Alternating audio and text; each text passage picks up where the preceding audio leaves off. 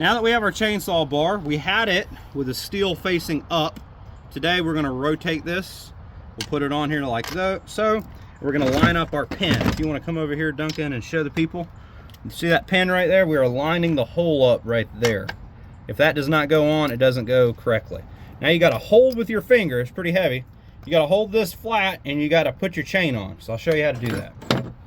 So your chain orientation, one, your chain has to be the same size as the bar. You wanna always check that. The way you check that, it's a couple different ways.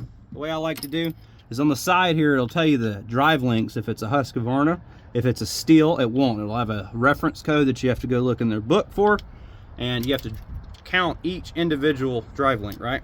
So this one is 73 drive links, and another way you can tell is by looking on the actual bar. It says 20-inch, 3/8 pitch, 72 drive links, not 73, 1.3 millimeter by 0058. So that is the size chain you need for this bar. You can always do that if you bring your bar to the store. It will match your chain up for you. Now, orientation of a chain is very important.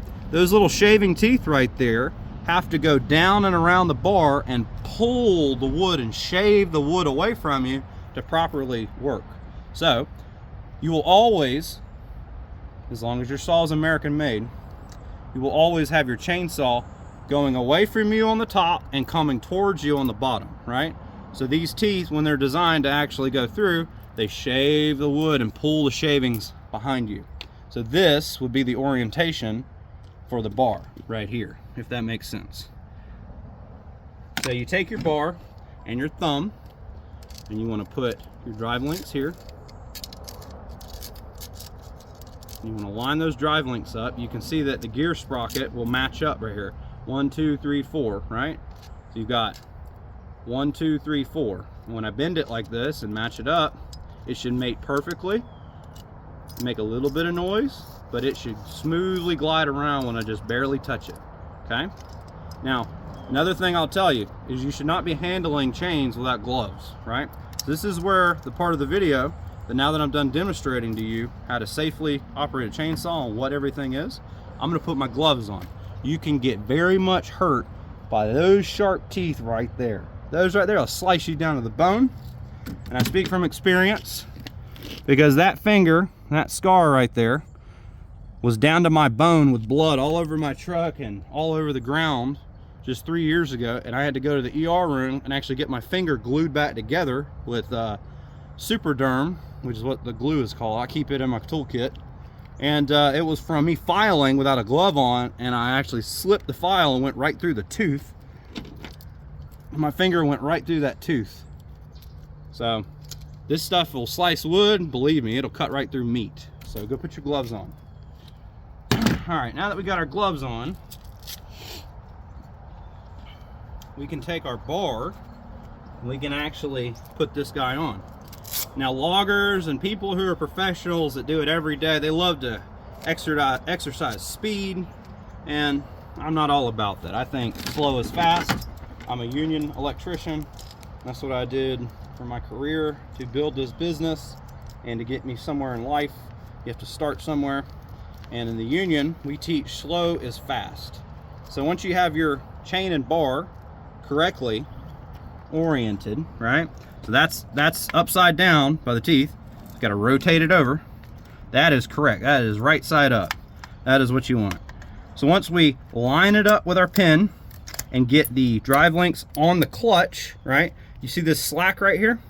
You want to keep your slack at the back of the clutch, right? Now you want to take your tool and go to your flathead, and you want to actually tighten this chainsaw up. And as this pin gets turned righty-tighty, it starts pushing the bar away from the clutch and starts taking the chain and stretching it out. And what you're trying to do is get enough turns in it to not only where it gets snug, right there is snug, right?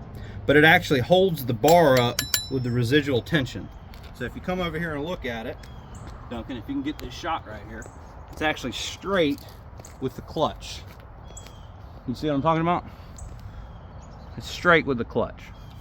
So now, you want to take your studs, and you either want to spray it, and if you're in the woods and you don't have spray on you,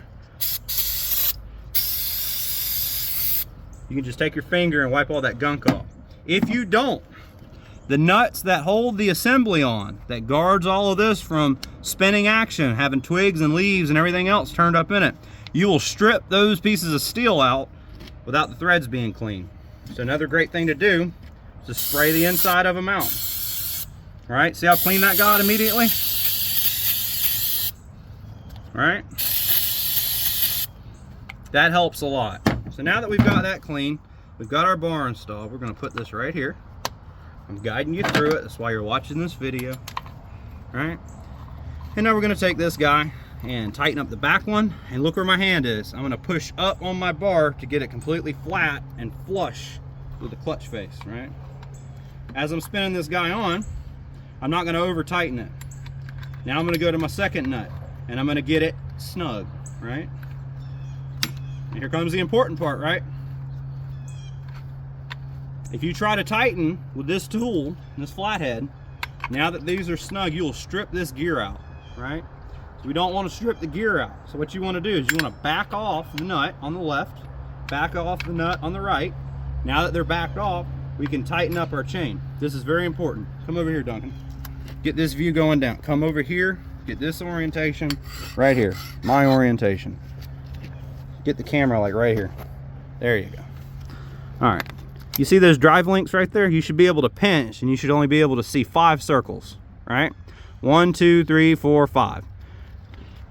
So now that I can pinch, I'm just pinching the top of my bar, right? That's how you gauge tension, right? The circles I'm talking about, right there, there. 1, 2, 3, 4, 5, 6, right? You should be able to pinch. This is a little tight, so what I'm gonna do is I'm gonna loosen it up. Right, now I have too much. I can see more than 5, so I'm gonna tighten it up. You see over here, Duncan? See over here? See that? All right, that right there is about where I want it. Here's the problem. Now that we've tightened our chainsaw up like this, right? The problem then becomes when you run it and add heat to it, this chain is gonna stretch from heat. Everything expands molecule-wise. So this chain can actually add as much as 3/8 of an inch based on the first run, whereas our sharpened chain that's already got run time on it has pitch, it has oils, it has terpenes, turpentine, it has all types of grit already etched into it, and the metal has been worn away. This chain that's already been used can stretch as much as 1.5 inches on one run time. So now we've got to get the saw warmed up. We've got to get it fueled up, oiled up, which we already did. So let's start on starting the chainsaw safely and then running it and performing that chain.